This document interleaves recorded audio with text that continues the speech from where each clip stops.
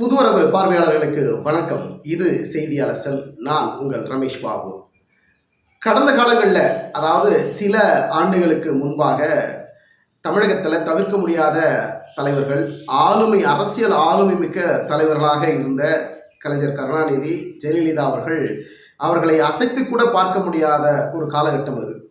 அரசியல் தலைவர்கள்னா ஒரு மாபெரும் சிகரத்தை எட்டியிருக்கக்கூடிய மிகப்பெரிய ஆளுமை திறன் கொண்ட அரசியல் பேராற்றல் கொண்ட தலைவர்களாக கலைஞர் அவர்களும் ஜெயலலிதா அவர்களும் இருந்தார்கள். அந்த காலகட்டத்தில் எந்த புதிய கட்சிகளும் தோன்றுவதற்கு யோசிப்பாங்க, பயப்படுவாங்க.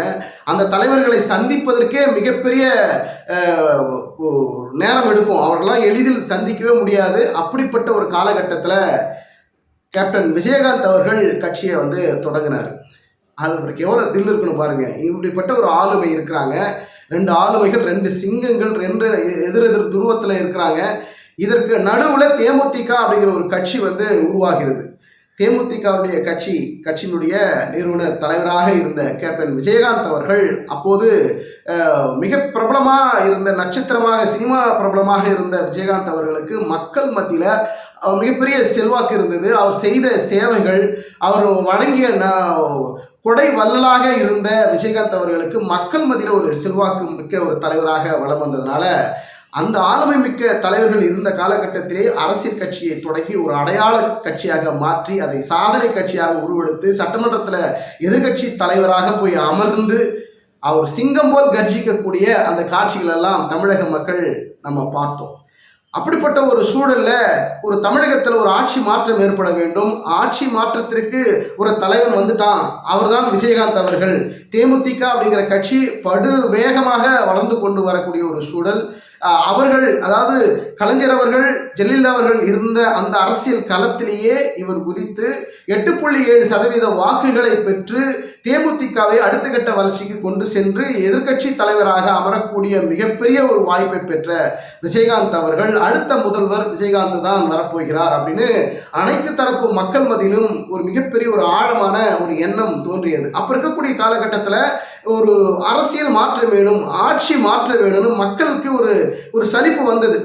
என்னடா இவங்களே மாறி மாறி வராங்க, யாராவது ஒரு அடுத்த தலைவர் வரமாட்டாங்களா, தமிழகத்தில் வேற ஒரு தலைவர் நமக்கு நல்லது செய்ய மாட்டாங்களா அப்படிங்கிற ஒரு எதிர்பார்ப்பு மக்கள் மத்தியில் இருந்த அந்த காலகட்டத்தில் விஜயகாந்த் அவர்கள் தேமுதிக அப்படிங்கிற கட்சியை ஆரம்பித்து பட்டையை கிளப்பி வெகு சிறப்பாக கொண்டு சென்றிருந்த விஜயகாந்த் அவர்களுக்கு மிகப்பெரிய வாய்ப்பு இருந்தது.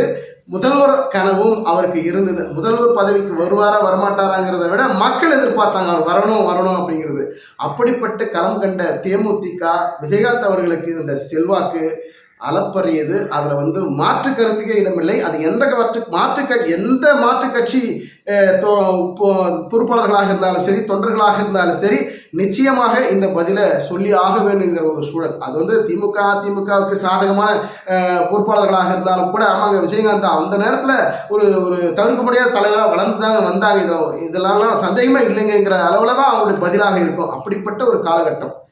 ஆனால் இன்றைக்கு இருக்கக்கூடிய காலகட்டம் வேறு மாதிரி தலைகீழாக மாறிச்சு. 2 மாபெரும் தலைவர்கள் மறைந்தார்கள்.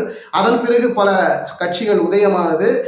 அந்த அதாவது 2 மாபெரும் தலைவர்கள் இருந்த காலகட்டத்திலேயே கேப்டன் விஜயகாந்த் அவர்கள் 8.7% வாக்குகளை பெற்ற காலகட்டம். அதன் பிறகு தொடர்ந்து நாம் தமிழர் கட்சி கூட அரசியலில் பயணம் பண்ணாங்க. அவர்கள் பல தேர்தல்கள் போட்டிடுவாங்க, தோல்வியடைவாங்க, வாக்கு சதவீதம் கூடும் குறையும், பெரிய அளவில் உயராது. ஆனால் இப்போ 8.8% வாக்குகளை பெற்று தமிழகத்தில் அங்கீகரிக்கப்பட்ட கட்சியாக இன்னைக்கு நாம் தமிழர் கட்சி வளர்ந்திருக்கிறது. ஆனால் அன்றைக்கு அந்த மாபெரும் தலைவர்கள் இருந்த காலகட்டத்தில் விஜயகாந்த் அவர்கள் சாதித்திருக்கிறார்கள் அப்படிங்கிறது நம்ம ஒரு பார்வையாக பார்க்க வேண்டும். இன்றைய அரசியல் சூழல்ல 2026 சட்டமன்ற தேர்தலில் தாவேகா விஜயுடன் தேமுதிக கூட்டணிக்கு போகும் அப்படிங்கிறது மிகப்பெரிய ஒரு எதிர்பார்ப்பு கிளப்பி இருக்கிறது.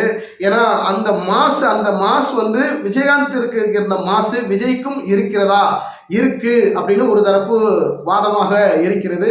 விஜயகாந்துக்கு இருந்த அந்த மிகப்பெரிய ஆதரவுங்கிறது அளப்பரியது, அது பெரியது, யாரோடும் ஒப்பிட முடியாது. அவருடைய அரசியல் பயணங்கிறது வரலாற்றில் குறிக்கப்படக்கூடிய ஒரு விஷயம். ஆனால் விஜய்க்கும் அந்த ஆதரவு தற்போது இருக்குங்கிறது சொல்லப்படுகிறது.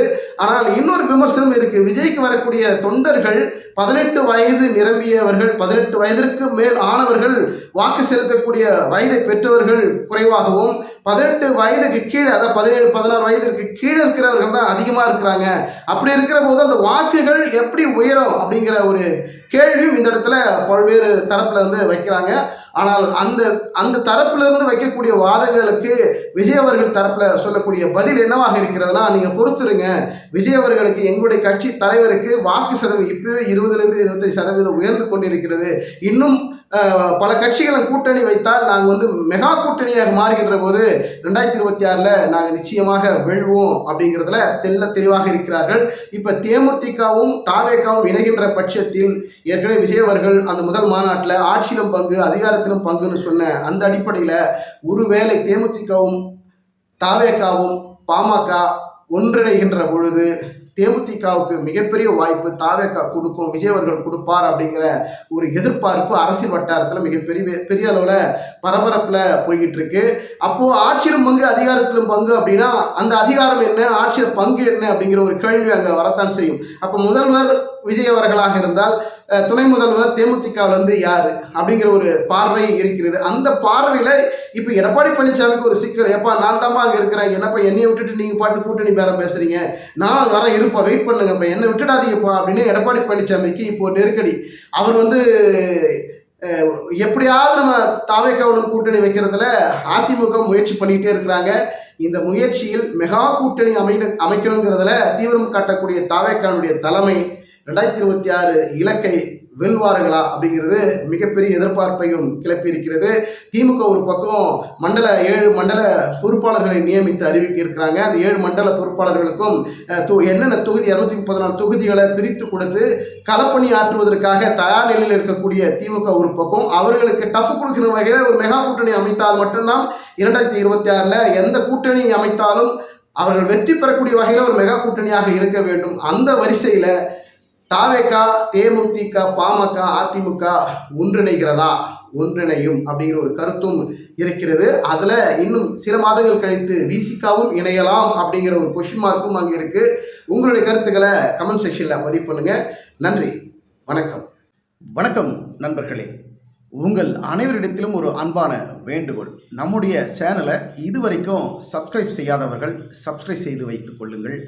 உங்களுடைய மேலான ஆதரவு எங்களுக்கு அடுத்தடுத்து போடக்கூடிய வீடியோக்கு ஒரு பலமாக இருக்கும். கிட்டத்தட்ட ஒரு 80% நம்மளுடைய சேனலை இது வரைக்கும் சப்ஸ்கிரைப் செய்யாமல் பார்த்துக்கிட்டு இருக்கிறாங்க. உங்கள்கிட்ட ஒரு அன்பாக கேட்டுக்கிறேன், நம்மளுடைய சேனலை சப்ஸ்கிரைப் செய்யுங்க, லைக் பண்ணுங்கள், உங்களுடைய கருத்துக்களை கமெண்ட் செக்ஷனில் பதிவு பண்ணுங்கள்.